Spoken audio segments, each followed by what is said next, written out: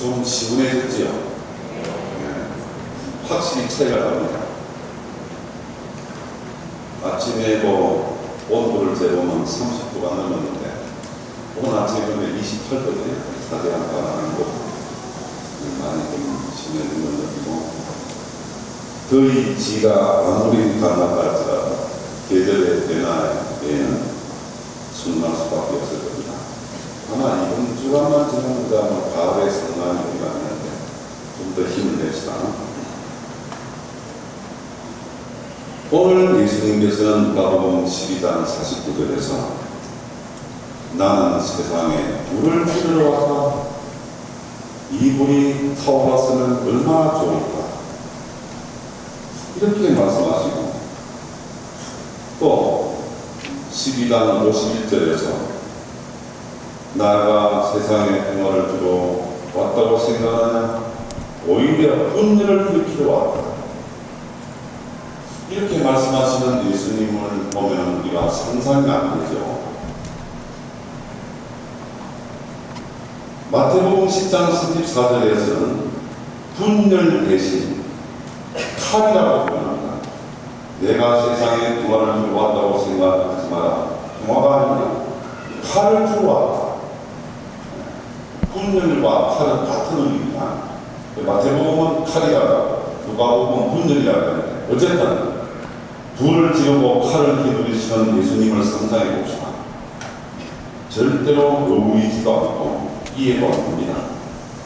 그러나 예수님은 평화의 주인공으로서 평화 정착을 위해 오셨다고 말씀하셨고, 그 평화 때문에 순환당하고 죽으셨기 때문에 예수님 그 말씀이 무슨 뜻인가라고 질문할 수밖에 없습니다. 먼저 우리는 평화의 의미를 다시 알아봐야 합니다.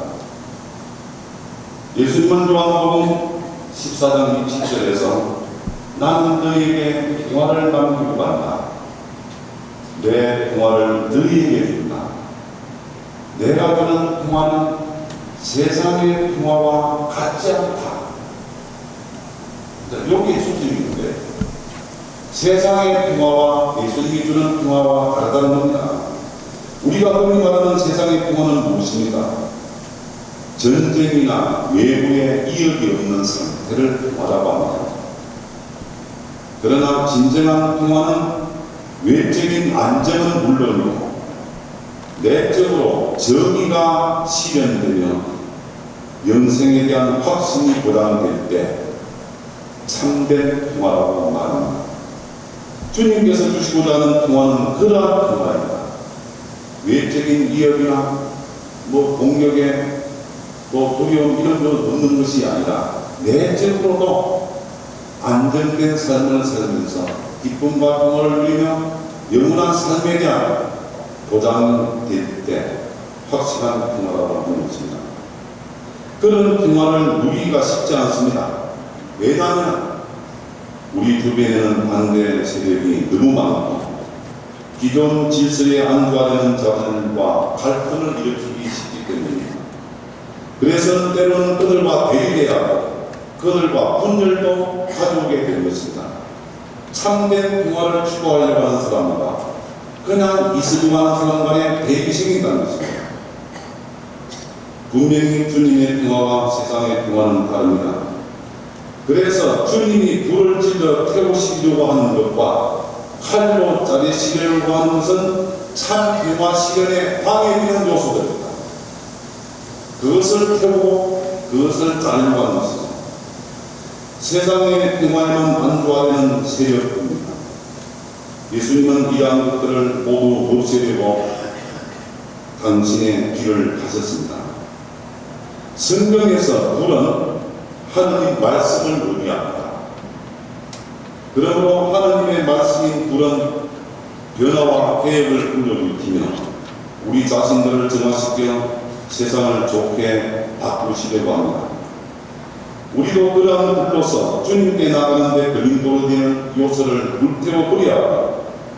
우상과 나태와 불신통조와 이기심 등을 태워버려야 합니다. 하느님 말씀의 불로서. 그리고 칼도 마찬가지입니다.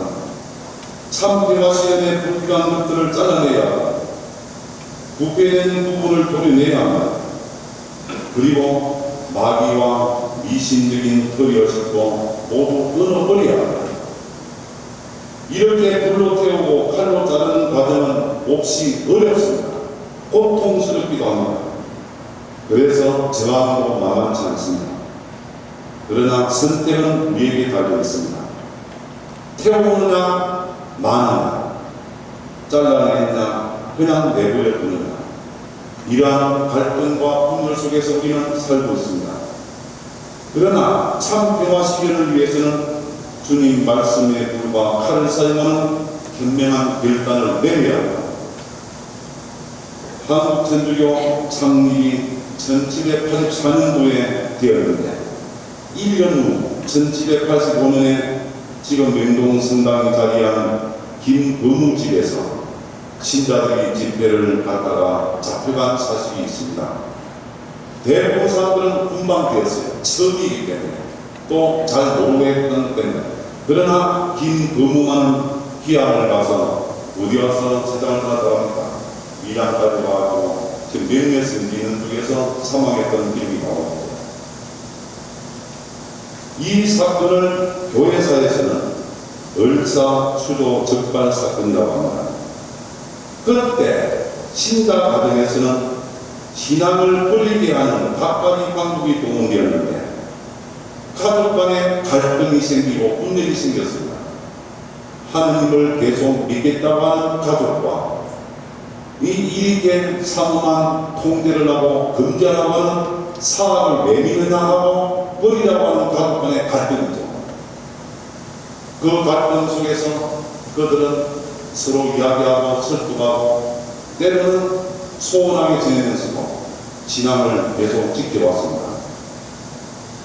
또 천주교 창립의 선구자 중에 대표자였던 이백 선생님이죠. 이백 선생의 아버지는 아들을 배교시키기 위해 많은 노력을 했으나 말을 듣지 않은 자, 네가 계속 천주교를 믿는다면 내가 목매어 죽겠노라. 그 말을 들은 이백은 얼마나 많은 갈등을 느꼈습니다. 아버지를 죽게 할 수도 없고 그렇다고 천주교를 버릴 수는 없고, 그래서 계속 노력하면서 아버지를 설득하게 되는데 교회사에서는 한편으로 이백 선생이 배교했다는 기록도 나오는데 정확하지는 않습니다.